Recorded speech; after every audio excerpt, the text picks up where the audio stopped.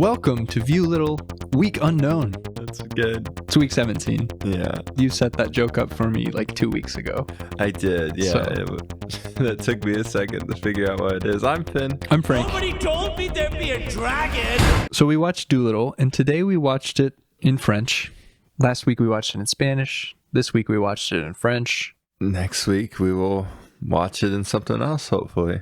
Yeah, we're going to try to find the Japanese version. Yeah, that one seems exciting. It has a highly acclaimed cast. And I just read each person did a snippet about their roles, even down to like Minnie and Don Carpenter. So we're gonna we'll bring that article with us too. Yeah, next time. Anyway, sounds for fun. this time we're talking French. What are your initial thoughts of the French version? I expected it to be more like the Spanish version, but the sound mixing was better than both the English and the Spanish by far.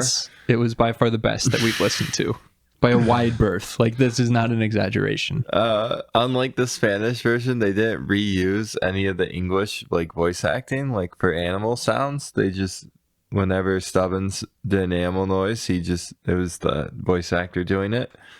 And everyone did a better job. Leona the octopus was actually speaking in French. It wasn't just the same different? audio. Yeah. That's the thing. It's like, I feel like every character was better. Yeah. Like, characters that were not as good was Yoshi. Right. If you're comparing English to French right now. Yeah. James was way better. James the Dragonfly. James was funny. Yeah. The ants I guess the ants were comparable. Yeah. James was funny, the rabbit though. was better. James was actually funny. The rabbit was better.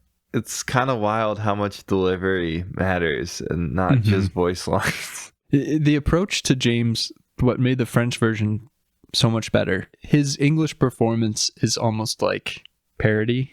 Yeah. Like, Oh, I'm a dragonfly. Ugh. but the French, actually, the tone of the delivery made it. And also he did more noises and Yeah, and like in particular, what I'm thinking about is the moment when he lands on the dragon. I mean, the dragon. He lands on the lion's whiskers and starts sliding. In the English version, it's like, Ooh, would Dylan get this close? Ooh, would he get this close? How about this close? and it's Whoa. like, why are you narrating that to yourself, and why are you being so annoying? But in the French version, it's like he's sad. yeah. The way that he's complaining is more natural. Even his like reactions to going over to the like sliding down, it's like, oh, Yeah, it's so funny. Yeah. Gosh. So if you're out there and you want a version of Dolittle to watch, I think we're both recommending the French version. I think my theory is that like French animation's a big thing, and I think they had like a company production studio just in-house do everything, and they were all like professionals in a way Because that they even added voice filters and effects when the cone to deliver anesthesia was put over people's mouths, when Dab Dab was talking from inside the carriage and the voice was muffled. Like, they put effects and filters on the delivery of all of these lines that actually made them feel like they're in the space that they're in. Yeah, and also like part of the fun of Dolittle, the English version, is a lot of the voice acting sounds really cheap. Like it sounds like actors impersonating themselves. So like, this is weird in that it sounds very professional. Like you would expect from a big budget movie. From the 3 audio versions that we've listened to now, should we wait to do this until we've listened to more dubs? Well, I was thinking of doing like an all-star cast where we pull in our favorites. we should wait to on see, because if we can watch the Japanese one, I'm excited for that one. Okay, we'll wait then. We'll put that one on the back burner. Stay tuned. What other good languages ones are there? I don't know.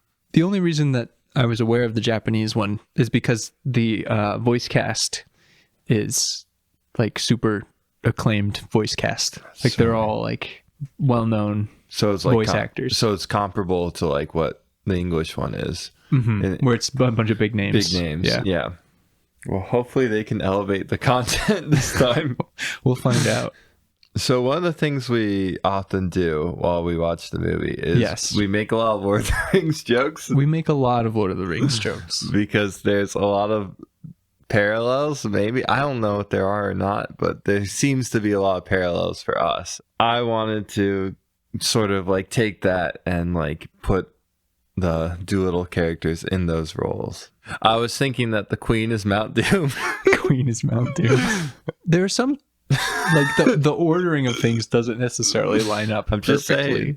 Does the Hobbit drops the ring into Mount Doom and it saves everything? The Hobbit does, but it's more like, okay, see, what I was thinking today was the Queen is Frodo. The Queen is Frodo, which doesn't work really well, except for the very last scene where Frodo is lying on the bed. Okay, here's the thing: the Queen and Stubbins combined are Frodo, and Dr. Dolittle. It's like all of them are morphed into one. I don't think Dr. Dolittle is because Frodo. he's carrying the ring around the whole time. Dr. Dolittle is clearly Aragorn, right? I guess. Well, part of the reason, like, Stubbins has to be Frodo because at the beginning of the movie, he's the a most Hobbit peculiar boy. Creature, a Hobbit. He's actually more Bilbo, though. He is, because he stumbles upon. Dr. Dolittle is the ring. Dr. Dolittle is the ring. You know, this is as good as well as I thought it would go. No, it's really descending at the nonsense pretty quickly. Moodfly is Saruman. And that's what it was. Dr. Dolittle's Gandalf. Moodfly is Saruman. Think about it. Former colleagues work together. One turns evil for power. But yeah, okay, all right. But is Saruman jealous of Gandalf? Yeah. Is he? He's obsessed with him. Okay. Another point. All the whales are Ents, obviously. Yep, that one works. Do the whales... That one's a lot easier. The whales then lead to the sacking of Saruman. The sacking of Moodfly. Without the whales, they wouldn't be able to... Yeah. Dolittle breaks his spirit by saving him. And then he later falls into a hole by somewhere else, which is very Saruman-esque. Mm-hmm. Where he dies kind of off camera. The bats are Wormtongue. Okay, but that initial part made sense, right? Yeah. And then Gandalf gets the party together, more or less. The Fellowship. So we need to figure out who our hobbits are. I wonder, it's almost like The Hobbit and Lord of the Rings smushed into one. Yeah. Is Dolittle. Also, we skip like the first part of the Fellowship. Like, we were already at Rivendell, which is part of the issue. Okay, well, Yoshi and Plimpton are Legolas and Gimli. Okay. Who's who? Yoshi is Gimli. You know, I was thinking that Yoshi is more of Aragorn. Mm-hmm. But it's Chi-Chi, because the heavy hitters are Chi-Chi, Yoshi, and Plimpton, right? Chi-Chi is... Aragorn. Dab is Samwise Gamgee. Obsessed with food. No, Mimi is Samwise Gamgee. Yeah, because she takes the ring. Yes. She takes the ring. That's correct. And carries it part of the way for Frodo. And she says so. I can't carry... Yeah. So Mimi... I can't carry you, but I can carry the ring. The famous line. Right, and Mimi carries the ring. Okay, that one fits better. Okay.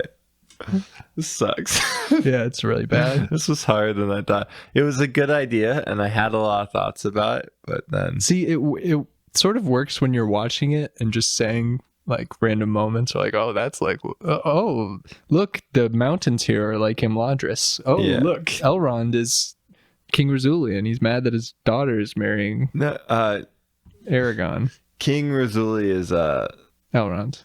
Danathan, right? Denethor? Yeah, Denethor. No. I don't think so. Who's Denethor?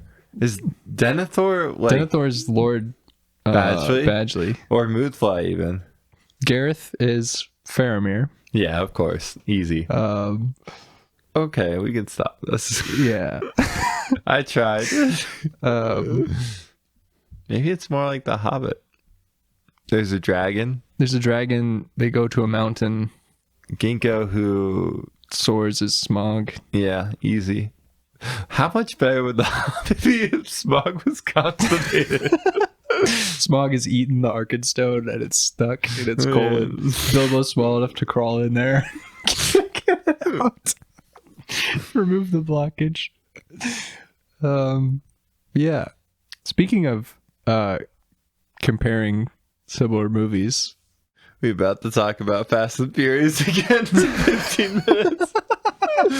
Well, here's something that I've been thinking about. Dolittle's genre is like this weird action adventure movie for a summer popcorn flick that has a bunch of big names in it. Mm-hmm. Right? That's like its own genre that sort of exists. You're like Jungle Cruise. Right. Except kid focused. Jungle Cruise is sort of kid focused. Okay, I've never seen it. But yeah, yes. Or like your Jumanji, or it's definitely like your popcorn movie. Yeah. Your kid focused popcorn movie. It's something you would take your like 9-year-olds to, but not your 13-year-olds. It's not like Avenger yet. Okay. If you could switch genres to anything and make a different movie. Make a Dolittle, make a Dolittle movie, but you're changing the genre. For example, the one that I always am thinking of, a Mad Max post-apocalyptic Dolittle movie. Okay. Where there are no animals. Right. Only the ones that Dolittle has accumulated. No, they're all people, and they just have animal-like personas. That's interesting. I sort of like that. He rides Plimpton, who's a man on all fours. He rides on his shoulders, and Plimpton's just a man who acts like an ostrich. It's kind of a cool idea. He's really fast. Very like Road Warrior. Gimp-like. See, the giraffe car, the reason that I'm thinking of this, the giraffe car reminds me of Mad Max. That's really funny. So I sort of wanted, and also the costume designer for Mad Max Fury Road is the same costume designer. So I think it would be great to have a post-apocalyptic Mad Max Dolittle movie. That would be fun. I was thinking like noir would be good. The Dolittle noir? Yeah. You give Dolittle a voiceover throughout the whole movie. Which wouldn't be a difficult change to make because he's pretty much got that already. You get rid of Paul, or even better, you give Polly the voiceover. Yep. And she's the detective. Polly's clearly the what's it called? Femme fatale. Yeah, that's the one. Lily's the femme fatale. She's fatal. She's King dead. King Razzuli's daughter. Yeah, she's dead though. It's all flashbacks the whole movie. Oh yeah, right. No, my first thought was like cyberpunk. That would be pretty cool. Pretty funny. Are you thinking like animals that are robots? Or are you thinking animals with implants? That one. Animals with implants. That would be cool. We have to take the cybernetic voyage. Everyone plug in.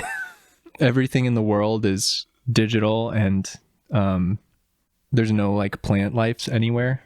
So they have to go find the one flowering plant in the world. In order to save the digital queen, we need the source code. Oh, that's good. I like she that. has got a virus. The digitalized tea has been contaminated in the neural. Oh my. Yeah. It sucks. Hacker terrorists. Hacker terrorists. Oh, that would be insane. Let's spin this into what we talked about last time, the four extremes.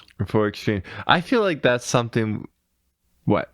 Okay, so it was space, deep ocean, time travel, back in time. No, that was time travel. Space, deep ocean. What was the third? Oh, in miniature, like super small, subatomic, microscopic. The super shrunk. I feel like you're Space, like deep ocean, microscopic time travel. the whole like digital like mainframe part is definitely another one. Yeah, you might be right. Like super future. Yeah, like Matrix. Yeah, hyper digital. Yeah, or like the hacking. Like there's been a lot of like cyberpunk stuff that deal with that. So that's like a fifth category that we've just included. But you'll deal with that if you time travel. So really, yeah, sort of. But it's also like you could do no time travel involved and just set it in the super distant future. Yeah. Just watch the movie Strange Days, I think, or Strange Times. That's like a big part of it. I'm not familiar with it. We'll have to talk about it later. It's pretty great. But yeah, that's definitely one of them. But that would be fun. That he wakes up and he's a battery. Dolittle is. Dolittle's a battery? Yeah. He's the one. I'm making a Matrix joke. I'm stretching things. Anyway, the other thing I brought today is I wanted to talk about rewriting the rabbit scene. Okay. So my whole thing is that it's weird that the rabbit has this connection to Barry and there's really nothing there. And like, why is he rooting for him? Why is he betting on him? What is he betting? So my theory is this. They're either like family now, like they're brothers in crime. Because they've both been locked in this dungeon for so long? or like they've always been cahoots. And they both have a vendetta against Dolittle because of this. Because Dolittle... So the rabbit doesn't like Dolittle because he turned his back on Barry. Yes. It's like you don't turn your back on family sort of that's situation. exactly, Yeah. Originally, I was thinking lovers, but I think that might be a little... Well, it's a little ham-fisted because we've already got Yoshi and Clifton. Yeah. So trying to make every animal couple into lovers is just a little too much. Yeah, that's what I figured. But yeah, and that's his motivation. But it's interesting thinking that, you know, this rabbit down here in this dungeon has witnessed Barry execute hundreds and hundreds of prisoners. Yeah. So they've sort of formed this bond because he's always cheering for Barry to commit executions. Also, he's not... It doesn't end with him like saying like, oh, I'm... It doesn't matter. Like, I'm not going to pay it anyway. It ends with him vowing revenge. Like, that's the other thing. Is like, Chi-Chi subdues him and, you know, the rabbit's upset because... You'll pay for this. Yeah. Is Barry dead in this one? Or is it just that he's been humiliated? He's just been humiliated. Okay. It's still a kid's movie. Right. So the rabbit swears. Yeah, and the sequel, he disembowels Chi-Chi. Dolittle, you won't get away with this. Is he angry at Dolittle or is he angry at Chi-Chi? He's angry at Dolittle. At Dolittle, okay. Cheap shot, ape. The rabbit screams that. Yeah. Okay. I like it. Dr. Dolittle, you've come back here. Does the rabbit feel that Dolittle has been fighting unfairly since he's using a proxy champion to do battle for him? Yeah, because he knows that Barry would win, and then it also makes more sense like when they start like he starts doing the therapy thing again. He's like nervous about it because he's like, oh no, not this again. Because, you know, last time he left Barry broken and insane. So he's worried that Dolittle is going to run off again and not actually resume treatment. That's right. That he's playing Barry. Yeah, because presumably that Barry has been killing people for a while, even when Dolittle was overseeing him, right? Right. Like, because he wasn't just a tiger and then he got mental issues and then he's been an executioner this entire time. And so the weight of all of these executions is probably weighing heavily on Barry's mind. And Dolittle was originally there helping him out, but really he was after Lily Dolittle. Right. He was pretending to help the tiger when in reality he was using it to get close to the king's daughter. Yeah, so he could run off with her because he doesn't care about animals. They're like objects to him. Which is why he's not very sad when all the mice and rodents get blown up on the boat. That's correct.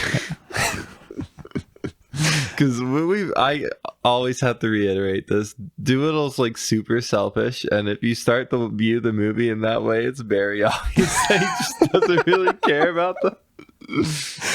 They're like his arsenal, his tools. He's like the mastermind, and they think they're a family, but really he would abandon them at any point to further his own. The only person who he doesn't is Polly, right? Right, because she's the most intelligent. Or because she's actually the one Right. running things. Well, yeah, she is his second in command. Yeah. Or vice versa. She needs him to keep everyone else in line. Yeah, well, she needs her to keep everyone else in line. And she needs him to talk to humans. Right. Because humans aren't going to listen to a bird about anything. But if they have this doctor who seemingly has a large estate, which is why she's looking at Dolittle and going, this guy's getting older and older. I need to bring in Stubbins so that there's someone younger. We need to keep the lineage going here, where this giant estate that all the animals live on. And parrots live for a long time. Dolittle, I got 40 more years. You need an apprentice. I could see that being true.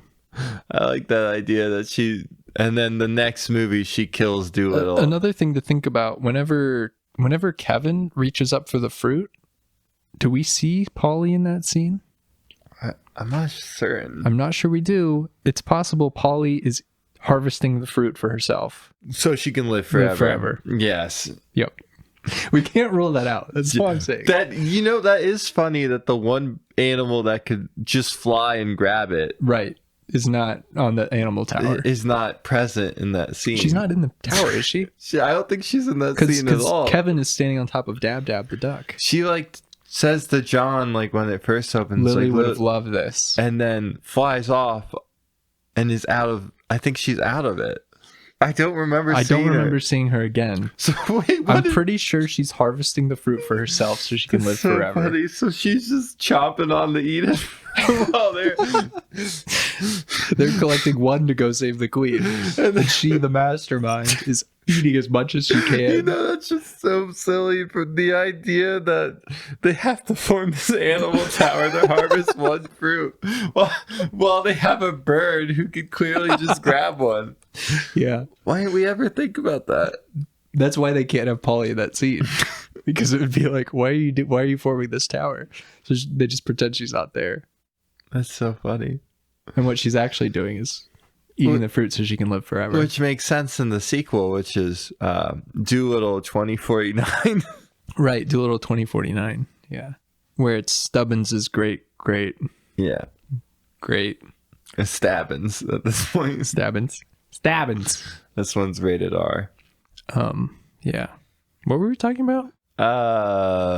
We're talking about the rabbit and Barry and Oh yeah. Okay. Yeah. I couldn't remember how we got there. Now I remember. So where else could we take Dolittle? Here's what I was thinking. It's pretty easy to go into the deep. Okay. Right? Yeah. So in the sequel, what you have is Dolittle sailing around again in the vessel. A giant whale comes and swallows his boat. Giant whale. Giant whale, like massive whale. Like huge. Yeah. Beyond large. And swallows his boat. Takes him to Atlantis. Oh, okay. The Forbidden City, hidden beneath the waves. I thought you were going to say something because the king of Atlantis, the queen of Atlantis is poisoned. She's on her deathbed. And the people of Atlantis heard that Dolittle saved the Queen of England. So they kidnap him with a whale and bring him underwater. I thought you were going to say that the boat was actually, like, a shipwreck dump is actually made of metal. And then they go into the boat. And then they go, like, I don't know, like 50,000 leagues. Yeah, that could work too. Because that's like the start of that book. What you just explained is they're hunting a whale, and then it turns out to be a metal boat. That could work too. You could play around with that. That'd be kind of fun.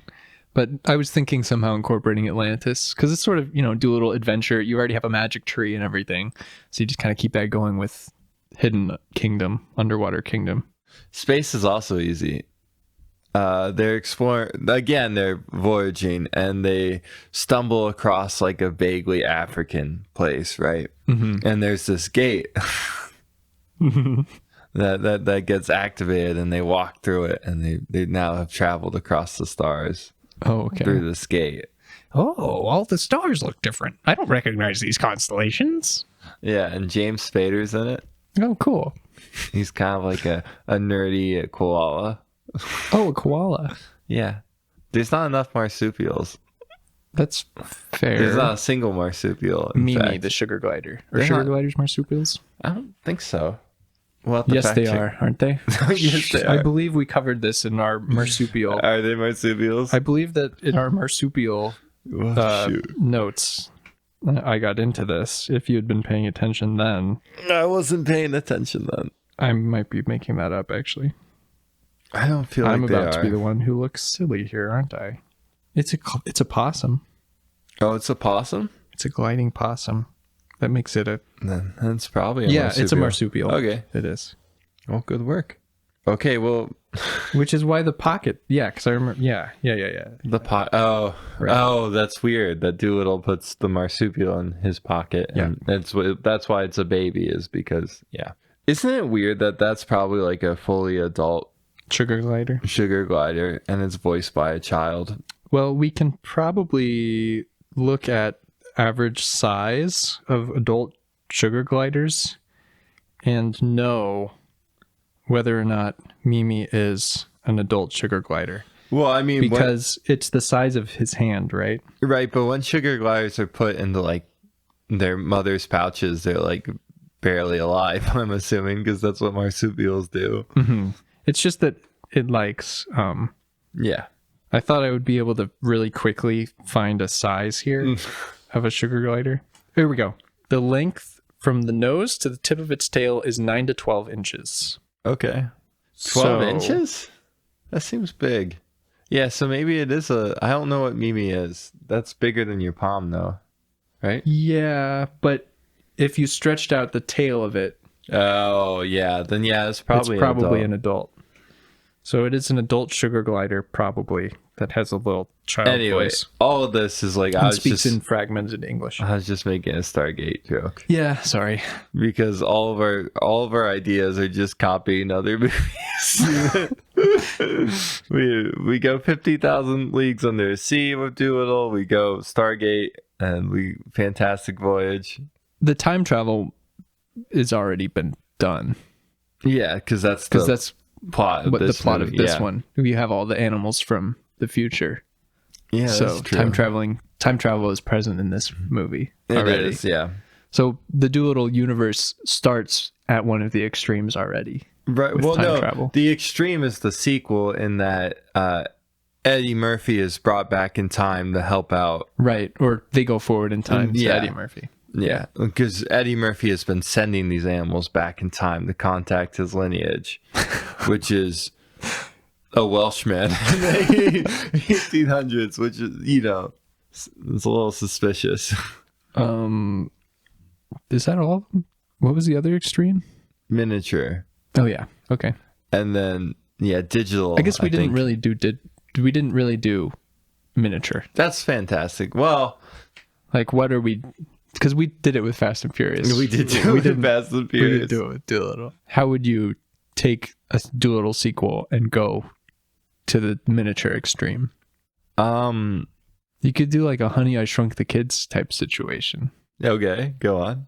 where there's like some amulet that they find somewhere Okay.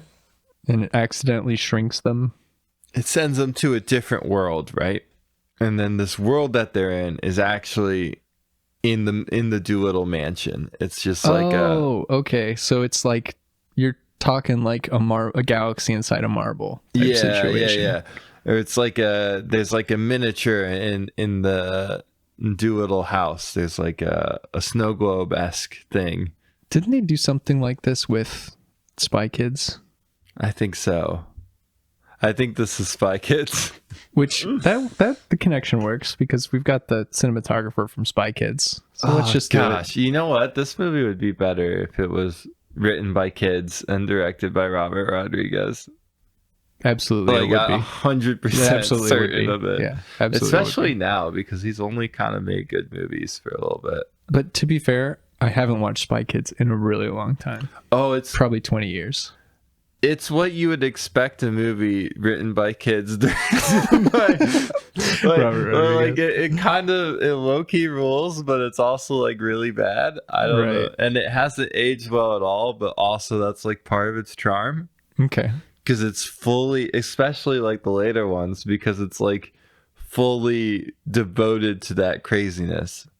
I don't know if his kids wrote Spy Kids. I know they did Shark Boy and Lava Girl. Yeah, I remember that from Shark Boy and Lava Girl, but I'm not sure about the Spy Kids. That movie has aged poorly, but it's also aged really well, if that makes any sense.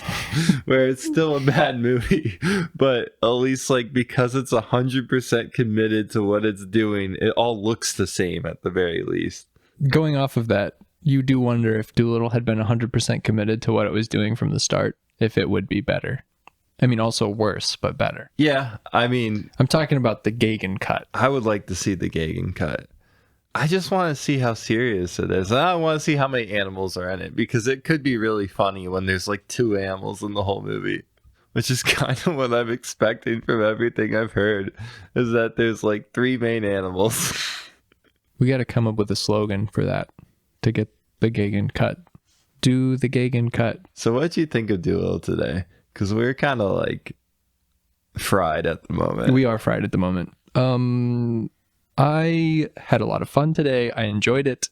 I recommend the French. Yeah, the French version was really good. And I think part of that is just because it's so surprising how the audio is good. Well, it's so surprising how bad the English audio is. And like, yeah, especially after watching both of the Spanish and the French. The Spanish audio was better, but they did this weird thing where it was better because it was, I think you said consistent. Yeah, that's 100% true. Like but then the inconsistencies came, like they didn't mix the background noises, like the movie noises into it well. Yeah.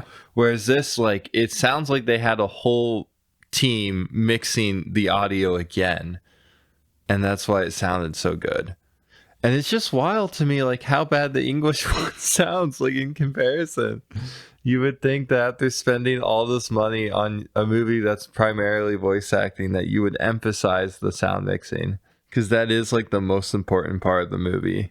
Anyway, I enjoyed it. I recommend the French. I'm looking forward to the Japanese. Yeah, I also enjoyed it. I recommend the French. What have you been up to this week? I watched Porco Rosso.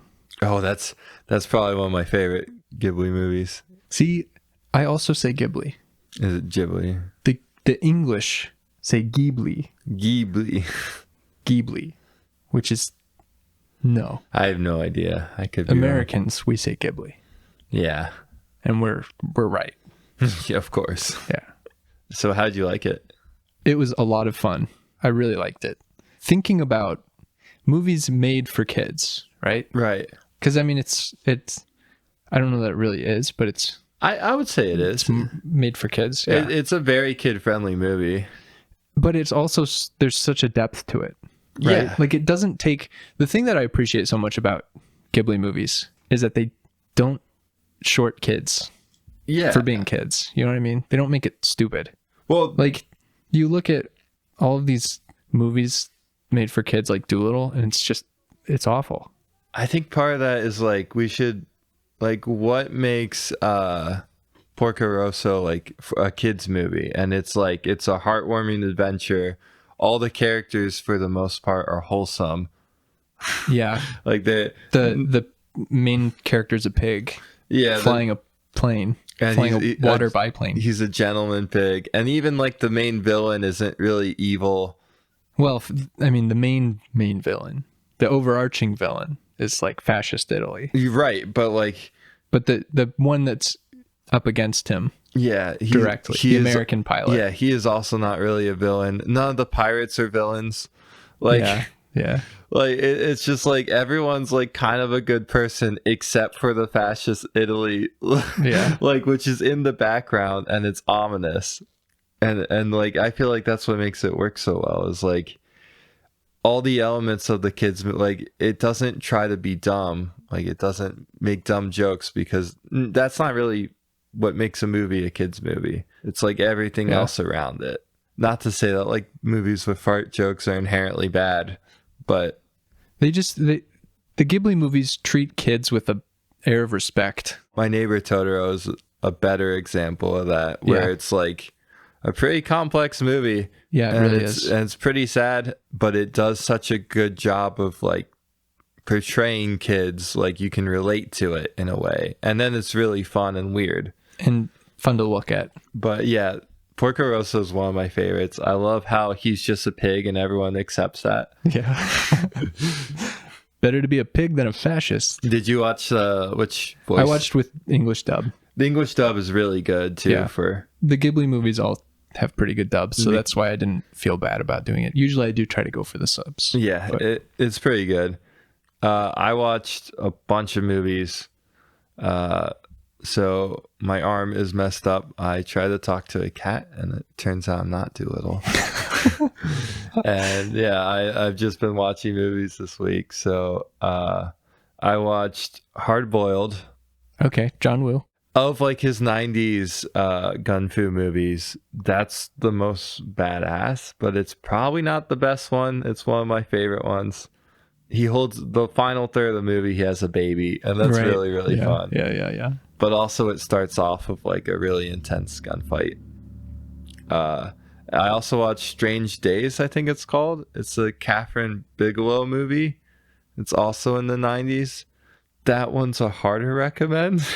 So like the plot, like you're recommending it more, or it's harder to recommend? It's harder to recommend because there's a certain scene that is probably the most uncomfortable scene, terrifying scene I've seen in a movie. Interesting. So the gimmick is that it's like cyberpunk in the 90s. Mm-hmm. There's like this thing that you can wear that lets you live experiences POV. So like you feel everything that's happening in like VR, right? Okay. Like those new video games that are coming out now. VR. No. It's not like VR. It's like you actually experience everything. You feel what the person's feeling, and it like opens up with like a heist. It's POV shot, and it's a heist of like a guy robbing a store, and it ends with him like dying, and it's like pretty shocking. But it takes that to the extremes, and there's a super like disgusting scene that isn't very great, but it's horrifying in a way. And yeah, it's a pretty good movie, but it's a hard recommend because it's really like scuzzy and gross. Okay, fair enough. What else? I watched so many movies, but those were probably the standout ones. Yeah, and that's pretty much all I've been up to. All right. Well, I think that pretty much does it for our very jumpy episode. Yeah. This one was tough. I bet next week will be tougher. I should say I was thinking more about recommending how I recommended it today. How I said I enjoyed it. And I sort of enjoyed it because it was fun to listen to the French, but I also only really liked the reveal of each character. Yeah. And then sort of tuned out until it was like waiting for the next person to come on. This is something we should definitely talk about because you don't realize how well you can watch a movie and just glaze it all over until you watch a movie 17 times. Yeah. Like, it's insane, like, how we can be actively awake and not on our phones watching this movie and just not remember any of it. Just let it pass right through. Yeah, because that definitely is going to happen more and more as it comes up.